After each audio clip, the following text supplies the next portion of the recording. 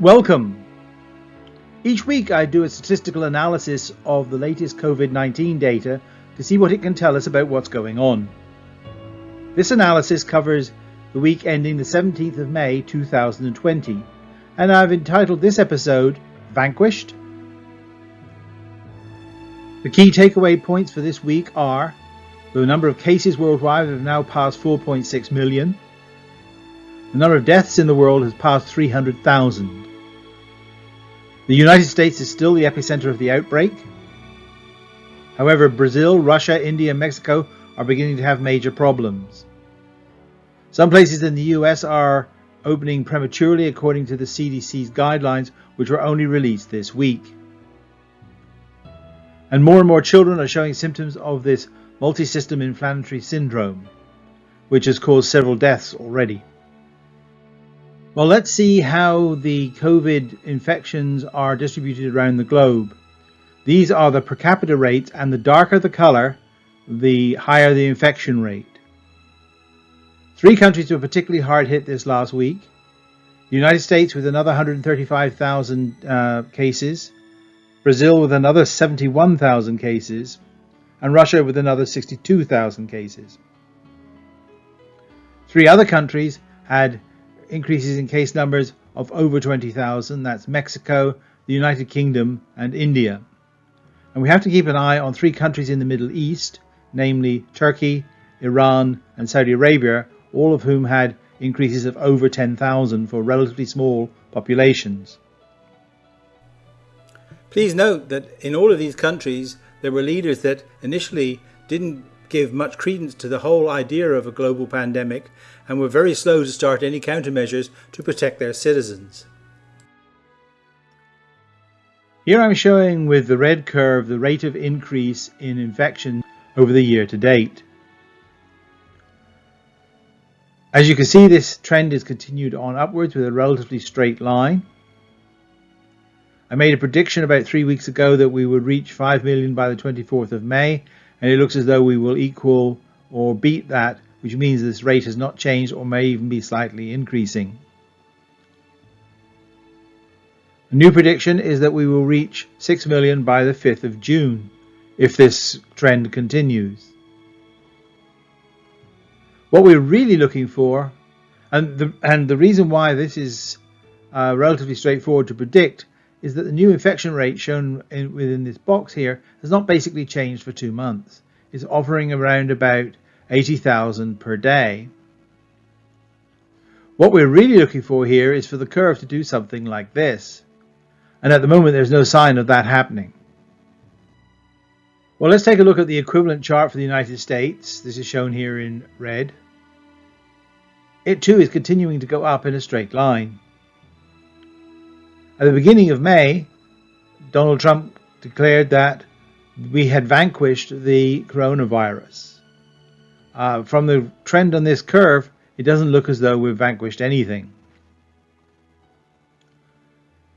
The reason for his statement, I think, is this plot, which is the number of new cases as a function of time. And you can see overall, generally, they've been edging downwards, very slowly, I might add.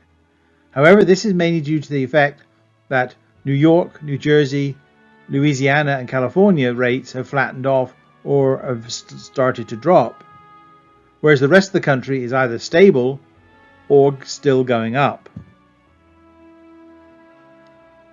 So, in my opinion, it is dangerous to be reopening at this particular time. In the next couple of weeks, we'll be able to see whether this reopening plan has increased the number of cases or not. Prediction for the number of deaths will pass 100,000 by the 27th of May, if current trends continue. The CDC issued guidelines at long last for reopening the various states and cities. There are 6 decision trees here, one for schools, workplaces, restaurants and bars, youth camps, childcare, and mass transit. Note there's nothing about churches, cinemas, or sports events. These guidelines, at least to professional CDC watchers, seem to have been watered down significantly from the original guidelines that they wanted to issue. The interesting thing is that so far, no state, even New York, has not met the guidelines to reopen as yet. So all these states and governors and cities are taking huge risks by reopening. We'll see in a couple of weeks' time whether this reopening has caused an increase in the number of cases and the number of deaths.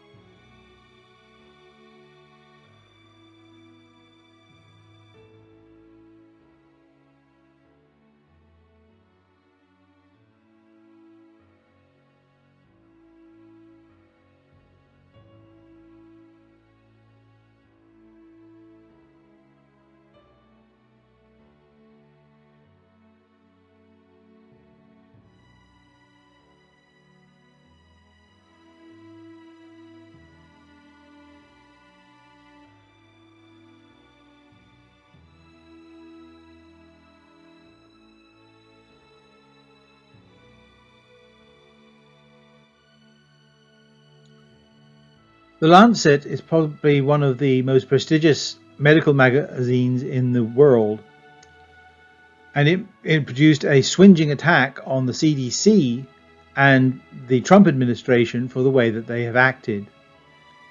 Let me read a couple of extracts from what they say. The Trump administration further chipped away at the CDC's capacity to combat infectious disease. CDC staff in China were cut back, with the last remaining CDC officer recalled home from China in July of 2019, leaving an intelligence vacuum when the Covid-19 outbreak began to emerge. The administration is obsessed with magic bullets, vaccines, new medicines, or the hope that the virus will simply disappear.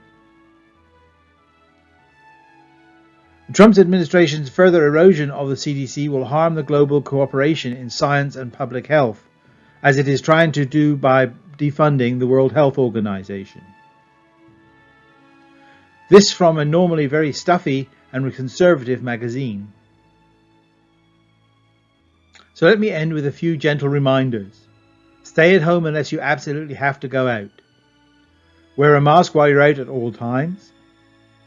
If handling unfamiliar goods, wear gloves and toss the gloves afterwards.